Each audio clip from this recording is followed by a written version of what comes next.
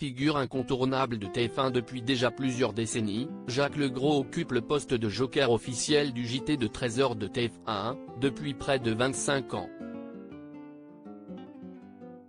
Alors qu'il remplaçait toujours Jean-Pierre Pernaut sur l'antenne de la première chaîne durant ses congés, le présentateur a conservé les mêmes fonctions depuis que Marie-Sophie Lacaro a pris la tête de l'édition de la mi-journée sur TF1. S'il ne présente que très sporadiquement le JT de 13h en temps normal, il est déjà arrivé par le passé que Jacques Legros prenne la place de Jean-Pierre Pernaut et Marie-Sophie Lacaro durant une longue durée. Par exemple, l'animateur a présenté le journal de la mi-journée sur la première chaîne durant de longs mois, quand Marie-Sophie Lacaro fut contrainte de s'éloigner temporairement de l'antenne, pour raison de santé. En fait, l'ancienne présentatrice du JT de 20h de France 2 avait la vision qui s'était altérée à cause d'une infection due à ses lentilles de contact.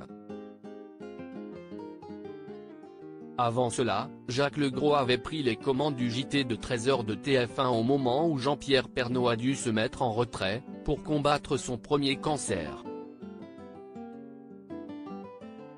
Le présentateur a également dû prendre l'antenne durant le confinement. En raison de la crise sanitaire liée à l'épidémie de Covid-19, le titulaire iconique du JT de 13h de TF1 avait dû rester chez lui par précaution, afin de limiter les risques pour sa santé. Dans le cadre de la promotion de son dernier livre, intitulé Derrière l'écran, Jacques Legros a accordé un entretien à Télévision Grande Chaîne lundi 26 septembre 2022. Durant cette interview, le journaliste a notamment évoqué sa relation avec Jean-Pierre Pernaut. Avoir été son joker pendant 24 ans sans un seul accrochage éditorial est une fierté. Mais je sais que l'envie de commenter mon journal le démangeait. Il ne s'adressait jamais à moi en direct. Les rédacteurs en chef ont toujours su ménager les susceptibilités. Sauf une fois, a expliqué Jacques Legros.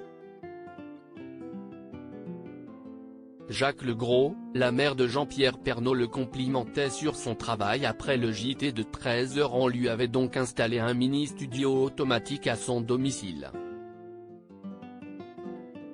Mais il voulait garder le premier rôle et sollicitait l'équipe plus que nécessaire. De mon côté, je ne savais jamais de quoi il allait parler. Il rechignait à partager. Il voulait de plus en plus prendre la main sur l'ensemble du journal. Je commençais à bouillir intérieurement, jusqu'au jour où j'ai éclaté, rassemblé mes affaires et repris le chemin du parking et de ma voiture. Puisqu'il voulait faire le journal à ma place, qu'il vienne le faire, s'est souvenu l'éternel joker de TF1. J'ai appris par la suite qu'avec ce mini-studio à domicile, ce n'était pas la chronique d'un confiné, qu'il envisageait de faire, mais bien le journal tout entier, son amour, sa passion, sa chose, sa vie. Je suis revenu, bien sûr.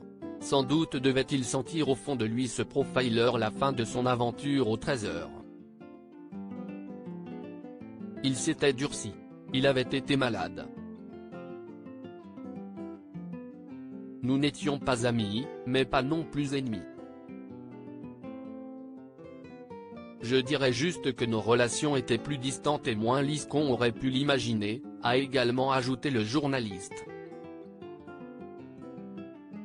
Au cours de ce même entretien, Jacques Legros a également révélé une petite anecdote au sujet de la mère de Jean-Pierre Pernaut.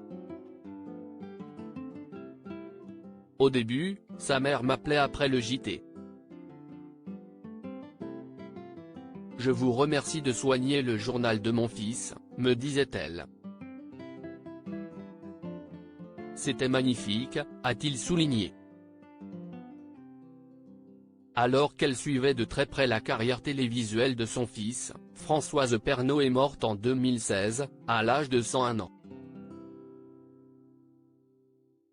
De son côté, Jean-Pierre Pernaut est mort le 2 mars 2022, à l'âge de 71 ans.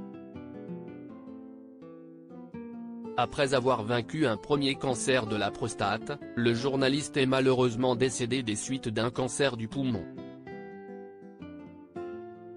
À peine 2 ans plus tôt, il avait officiellement fait ses adieux au JT de 13h de TF1, après 32 ans de bons et loyaux services, en introduisant sa remplaçante, Marie-Sophie Lacaro. Il n'avait cependant pas pris sa retraite pour autant, puisqu'il présentait toujours une émission hebdomadaire sur LCI. À propos de l'auteur Clément Machette aux derniers articles,